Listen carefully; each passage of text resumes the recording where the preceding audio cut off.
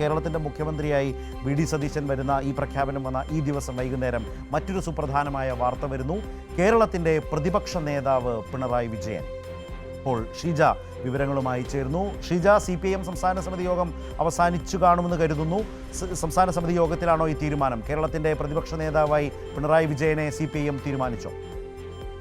തീർച്ചയായും ശരത്, ഏതായാലും ശരത് സൂചിപ്പിച്ചതുപോലെ തന്നെ മുഖ്യമന്ത്രി പ്രഖ്യാപനത്തിന് പിന്നാലെ ഇന്നിപ്പോൾ പ്രതിപക്ഷ നേതാവിന്റെ പ്രഖ്യാപനം കൂടി വന്നിരിക്കുകയാണ്. കഴിഞ്ഞ 2 ദിവസങ്ങളിലായി CPIMന്റെ നേതൃയോഗങ്ങൾ തിരുവനന്തപുരത്ത് AKG സെന്ററിൽ പുരോഗമിക്കുകയാണ്. സംസ്ഥാന കമ്മിറ്റി യോഗം കഴിഞ്ഞ ദിവസവും ഇന്നുമായി ചേർന്ന സംസ്ഥാന കമ്മിറ്റി യോഗം അത് അവസാനിച്ചിട്ടില്ല. അല്പസമയത്തിനകം സംസ്ഥാന കമ്മിറ്റി യോഗം അവസാനിക്കുന്നതായിരിക്കും.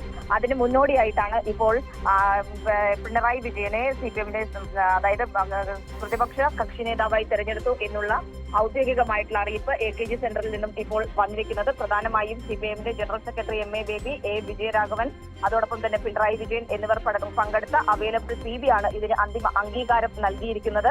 അതിന്റെ അടിസ്ഥാനത്തിൽ തന്നെയാണ് ഇപ്പോൾ ഈ ഒരു പ്രഖ്യാപനം ഔദ്യോഗികമായി CPIM സംസ്ഥാന കമ്മിറ്റിയുടെ ഭാഗമായി ഇപ്പോൾ പുറത്തു വന്നിരിക്കുന്നത്. നമുക്കറിയാം, കഴിഞ്ഞ 10 വർഷമായി സംസ്ഥാനത്തിന്റെ മുഖ്യമന്ത്രി എന്ന നിലയിൽ പ്രവർത്തിച്ച വ്യക്തി.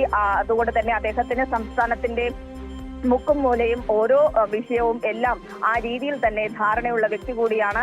അദ്ദേഹത്തിന് ഇനി പുതിയ റോളിൽ പ്രതിപക്ഷ നേതാവായി സഭയിൽ ഉണ്ടാകും എന്നുള്ള കാര്യം തന്നെയാണ് ഇപ്പോൾ വ്യക്തമായിരിക്കുന്നത്.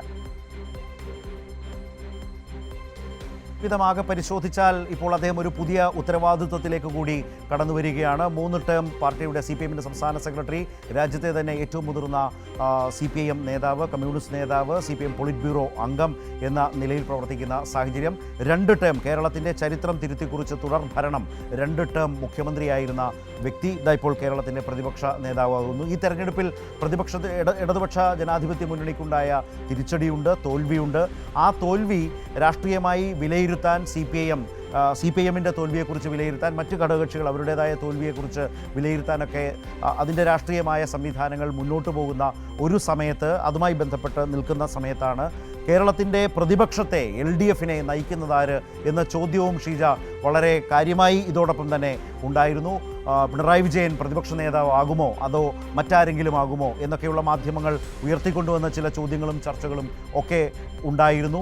അപ്പോൾ ഈ തെരഞ്ഞെടുപ്പിന് ശേഷം വന്ന വോട്ടെണ്ണി റിസൾട്ട് വന്നതിന് ശേഷം വന്ന തൊട്ടടുത്ത സംസ്ഥാന സെക്രട്ടേറിയറ്റ്, അതുപോലെ തന്നെ 2 ദിവസം ഇന്നലെയും ഇന്നുമായി നടന്ന സംസ്ഥാന സമിതി യോഗം CPIMന്റെ, ഈ യോഗത്തിൽ തന്നെ ആ തീരുമാനവും എടുത്ത് പ്രതിപക്ഷത്തെ സജ്ജമാക്കുന്നു. പ്രതിപക്ഷം സജ്ജമായി തന്നെ നിയമസഭയിലേക്ക് പോകുന്നു. നിയമസഭയ്ക്കകത്തും പുറത്തും പ്രതിപക്ഷ നേതാവായി പിണറായി വിജയൻ കേരളത്തിൻ്റെ ഇടതുപക്ഷ ജനാധിപത്യ മുന്നണി എന്ന പ്രതിപക്ഷത്തെ നയിക്കും എന്ന രാഷ്ട്രീയ സന്ദേശമാണോ ഇടതുമുന്നണി CPIM നൽകുന്നത് സംസ്ഥാന സമിതി കഴിയുമ്പോൾ? തീർച്ചയായും ശരത്, അതിൽ ഒരു തരത്തിലുള്ള സംശയമില്ല. ശരത് സൂചിപ്പിച്ചതുപോലെ തന്നെ അദ്ദേഹത്തിന്റെ പ്രവർത്തനം അതിന്റെ ഒരു പിന്നോട്ട് പോയാൽ തന്നെ 24-ാം വയസ്സിൽ CPIMന്റെ കണ്ണൂർ ജില്ലാ കമ്മിറ്റി അംഗമായി വരുന്ന അദ്ദേഹം 28-ാം വയസ്സിൽ അതിന്റെ സെക്രട്ടേറിയറ്റിലേക്ക് എത്തുന്നു. തുടർന്നുള്ള ഓരോ ഘട്ടവും നമ്മൾക്ക് മുന്നിലുള്ളതാണ്. അതിപ്പോൾ CPIMന്റെ സംസ്ഥാന കമ്മിറ്റിയിലെത്തുന്നതാകട്ടെ, അല്ലെങ്കിൽ സെക്രട്ടേറിയറ്റിലെത്തുന്നതാകട്ടെ, കേന്ദ്ര കമ്മിറ്റിയിലെത്തുന്നതാകട്ടെ, അല്ലെങ്കിൽ പോളിറ്റ് ബ്യൂറോയിൽ എത്തി നിൽക്കുന്നതാകട്ടെ, ആ ഒരു അദ്ദേഹത്തിന്റെ ചരിത്രം, സംസ്ഥാന സെക്രട്ടറിയായും പ്രവർത്തിച്ച ഒരു പാഠവും അതിന് പുറമെയാണ് കഴിഞ്ഞ 10 വർഷങ്ങളിൽ സംസ്ഥാനത്തെ നയിച്ച മുഖ്യൻ എന്നുള്ള ഒരു പ്രത്യേകത. പ്രത്യേകിച്ചും സംസ്ഥാനം ഏറ്റവും അതിന്റെ ദുർഘടമായ കാലഘട്ടത്തിലൂടെ സഞ്ചരിച്ചതാണ് കഴിഞ്ഞ 10 വർഷം എന്ന് പറയുന്നത്. അതിൽ ഏറ്റവും പ്രധാനം മഹാമാരിയും കോവിഡും മഹാമാരിയും ഉൾപ്പെടെയുള്ള കാര്യങ്ങൾ തന്നെയാണ്. അതിനെയെല്ലാം സധൈര്യം നേരിട്ട് കേരളത്തെ പിടിച്ചുയർത്തിക്കൊണ്ടുവന്ന ഒരു വ്യക്തി കൂടിയാണ് പിണറായി വിജയൻ എന്ന് പറയുന്നത്. അതുകൊണ്ട് തന്നെ അദ്ദേഹം ആ ഒരു സംസ്ഥാനത്തിന്റെ മുഖ്യൻ എന്ന റോളിൽ നിന്നാണ് ഇപ്പോൾ പ്രതിപക്ഷ നേതാവ് എന്ന റോളിലേക്ക് എത്തുന്നത്.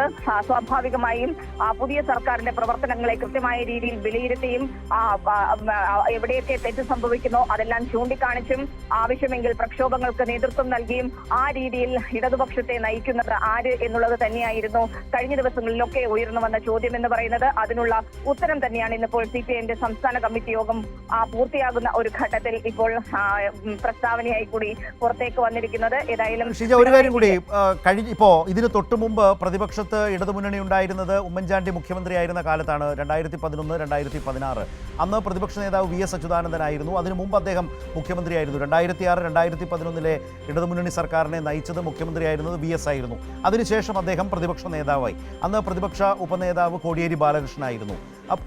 ഇക്കുറി പ്രതിപക്ഷ ഉപനേതാവ് ആര്? CPIM ആ തീരുമാനം എടുത്തിട്ടുണ്ടോ? അക്കാര്യം എന്താണ് അറിയാവുന്നത് അതേക്കുറിച്ച്?